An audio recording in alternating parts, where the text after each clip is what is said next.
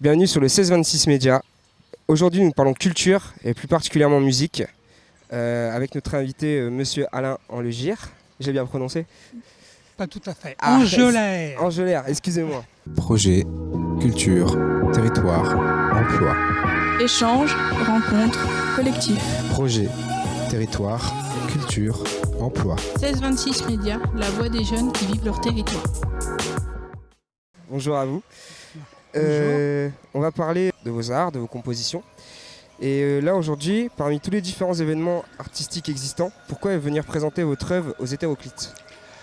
Donc, parce que, avec Francine, on est attentif aux appels à projets et que l'appel à projet des Hétéroclites nous a intéressés. D'accord. On est vraiment toujours à la recherche de rencontres, de lieux nouveaux, d'endroits où on n'est pas intervenu. Principalement en nature, mais ça nous arrive aussi d'intervenir dans des villes comme à Vernon, où on a actuellement deux sculptures présentes, et ça jusqu'au mois de novembre à Vernon, et sonorisées aussi à Vernon. Suite à vos explications, est-ce que vous pouvez nous parler de l'exposition que vous êtes venu faire aujourd'hui? Donc là, c'est une rencontre sur une île qui est très particulière, où il y avait une papeterie, où il y a des arbres magnifiques, notamment tous les tilleuls qu'on peut voir sur l'île, qui sont de très beaux arbres. Et c'est aussi une île où il y a pas mal d'oiseaux, donc une île chargée d'histoire, chargé par la nature avec ces oiseaux. Donc ça nous intéressait de venir ici, dialoguer dans cet espace. Moi je pense la musique en termes d'espace toujours.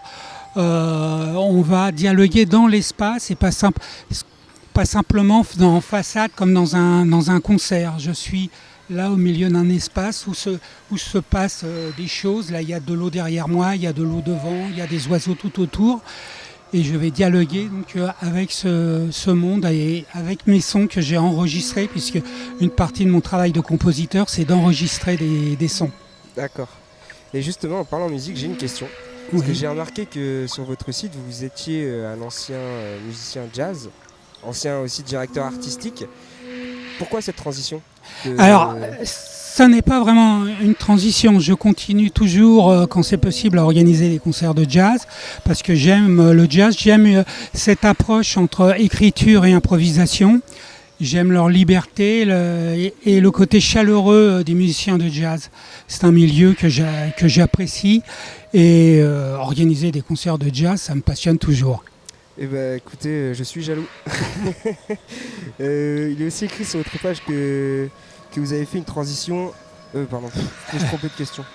Pourquoi utilisez-vous exclusivement des sons de la nature et non ceux de l'environnement urbain? Comme par exemple la ville Donc, nous n'avons pas vraiment eu l'occasion de faire des grandes installations en milieu urbain. On privilégie le milieu de la nature parce que nous vivons en pleine nature. Nous sommes de l'Indre, et dans notre coin, c'est ce que j'appelle le désert vert. C'est-à-dire qu'il y a plus d'animaux autour de nous que d'humains autour de nous. Donc c'est plus notre milieu, mais quand on doit intervenir au milieu urbain, c'est volontiers qu'on y intervient, de la même façon que les jazzman ont aussi des pratiques avec les musiques urbaines. C'est aussi intéressant d'intervenir en milieu urbain, comme à Vernon, où là on a donc des œuvres qui sont en plein milieu urbain, notamment celle qui est sonorisée à côté de la médiathèque et du conservatoire. Merci. Et aussi, j'ai remarqué que sur votre site, vous parlez d'écomusique. Qu'est-ce que de l'écomusique? Écomusique, qu'est-ce que vous appelez de l'écomusique? Dans la mesure où la musique, c'est généralement pensé pour le concert, c'est-à-dire de façon frontale. Moi, je pense toujours la musique dans l'espace. C'est donc très différent dans l'approche.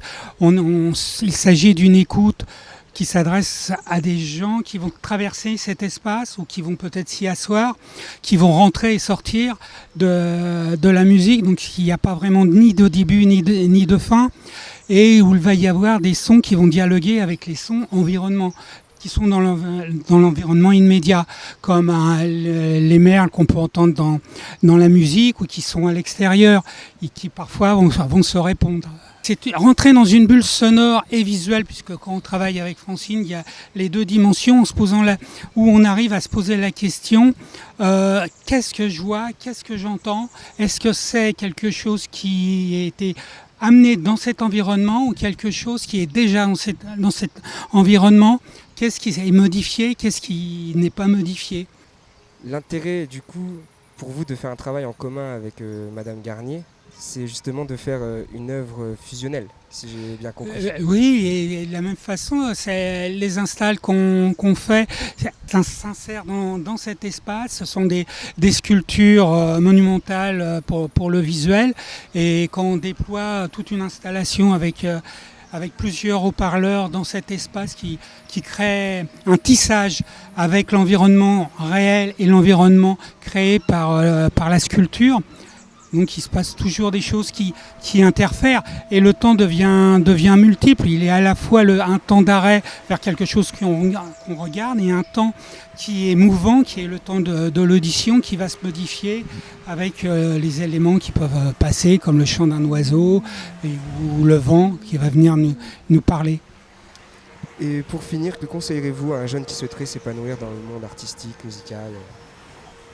D'être très ouvert à ce qui l'entoure et de ne pas hésiter. Il faut vraiment qu'il prenne en charge ce qui le pousse à s'exprimer et qu'il aille à fond sans hésiter, même s'il y aura beaucoup d'embûches et si on lui dit que c'est pas terrible. Eh bien, merci à vous, monsieur Angelaire. Merci à vous.